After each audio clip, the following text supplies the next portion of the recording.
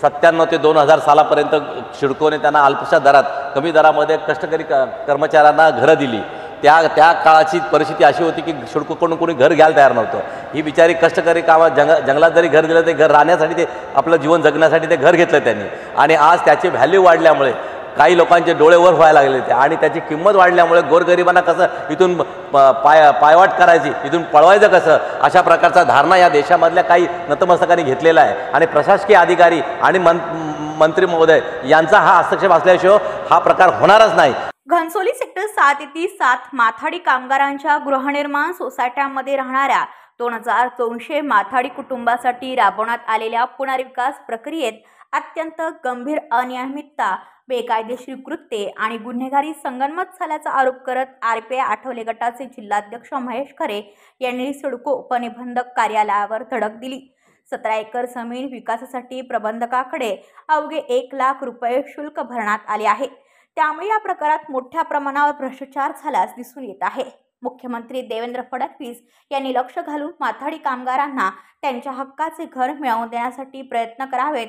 जर माथाडींना हक्काचे घर मिळाले नाहीत तर RPIच्या माध्यमातून तीव्र आंदोलन करण्यात येईल असा इशारा महेश खरे यांनी दिला आहे।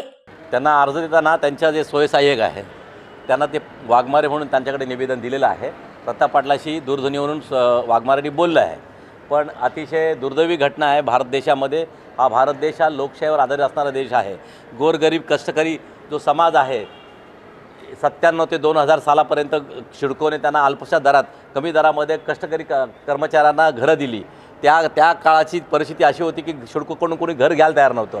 ही बिचारी कष्टकरी कामा जंगलात जरी घर दिलं ते घर राहण्यासाठी ते आपलं जीवन जगण्यासाठी ते घर घेतलं त्यांनी। आणि आज त्याची व्हॅल्यू वाढल्यामुळे काही लोकांचे डोळे वर व्हायला लागले ते आणि त्याची किंमत वाढल्यामुळे गोरगरिबांना कसं इथून पायवाट करायची, इथून पळवायचं कसं, अशा प्रकारचा धारणा या देशामधल्या काही नतमस्तकांनी घेतलेला आहे। आणि प्रशासकीय अधिकारी आणि मंत्री महोदय यांचा हा हस्तक्षेप असल्याशिवाय हा प्रकार होणारच नाही। कारण गरिबावर अन्याय होईल त्यावेळेस रिपब्लिकन पक्ष पार्टी ऑफ इंडिया आपल्या अन्यायाविरुद्ध लढणारी पार्टी आहे। आणि त्यासाठी आम्ही आज निवेदन दिलं आहे उपनिबंधकाला की त्यांनी जे मुद्दे दिलेले त्या मुद्द्याप्रमाणे त्यांनी कामच केलं नाही उपनिबंधकाने। आणि त्यासाठी आम्ही त्याला आज निवेदन दिलं आहे। उद्याचा त्यांनी टाईम दिलेला आहे। कदाचित उद्या ते भेटतील हा मला माहीत नाही, पण त्यांच्या फोनवरून असं कळालं की मी उद्या त्यांना 12:30ला टाईम देतो आहे। अशा प्रकारची त्यांनी संकल्पना केली। पण मी पुढे जाऊन सांगेल की या देशामधल्या गोरगरीब कष्टकरी या देशात जगले पाहिजे, वाचले पाहिजे, प्रत्येकाने आपला न्याय मिळाला पाहिजे। हा लोकशाही देश आहे। प्रत्येक माणसाला आपला हक्क आणि अधिकार मिळाले पाहिजे।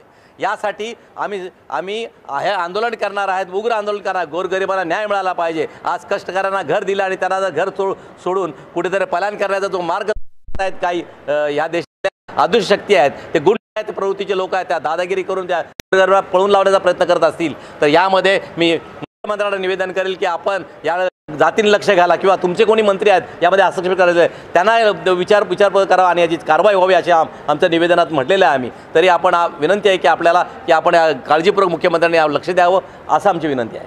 छोट्याशा सोसायटीचं जर रिडेव्हलपमेंट करायचं त्यांना पैसे भरावे लागतात, EMD भरावं लागते, 25,000 2 कोटीवर भरावं लागतं। आज 17 एकरचा प्लॉट असताना तिथे 1 रुपया शून्य शुल्कात या उपनिबंधकाने कसं काय त्यांना परमिशन दिलेलं आहे। यामध्ये आम्हाला काहीतरी काळबरं दिसतं आहे। यामध्ये मोठ्या प्रमाणात भ्रष्टाचार होण्यासारखा असं आम्हाला जाणवतं आहे। या उपनिबंधक आणि ह्या खात्याच्या मंत्र्यांना आम्ही निवेदन करणार आहोत की असा या देशात जर असंच चालत आहे तर या देशात गोरगरीब नष्ट होतील आणि काही लोक तुटपुंजे लोक या देशात राहतील। हा देश लोकशाहीवर चालणारा देश आहे। प्रत्येकाला समान हक्क मिळाला पाहिजे, हक्क आणि अधिकार मिळाले पाहिजे। या भावना आमच्या मनामध्ये असताना आपण आपल्या निवेदन दिलेलं आहे। हे अतिशय गुंडशाहीचा हा मार्ग आहे। आपण ज्या राज्यात राहतो तो राज्य हे भाजप पंतप्रधानांनी सांगितलं आहे प्रत्येकाने आपलं जीवन चांगल्या प्रकारे जगावं। पण ह्या देशातल्या काही नतमस्तक लोकांनी गुंडच्या ताकदीवरती गोरगरिबांना पळून लावून त्यांची संपत्ती हडप करण्याचा जो काम केलं आहे आणि असं ही देश कुठल्या दिशेला चालला आहे हेच आम्हाला कळत नाही आहे। ब्युरो रिपोर्ट घनसोली पनवेल वार्ता न्यूज। आपल्या परिसरातील बातम्या आमच्यापर्यंत पोहोचवण्यासाठी स्क्रीनवर दिलेल्या क्रमांकावर संपर्क साधू शकता। दूरध्वनी क्रमांक 8652414343।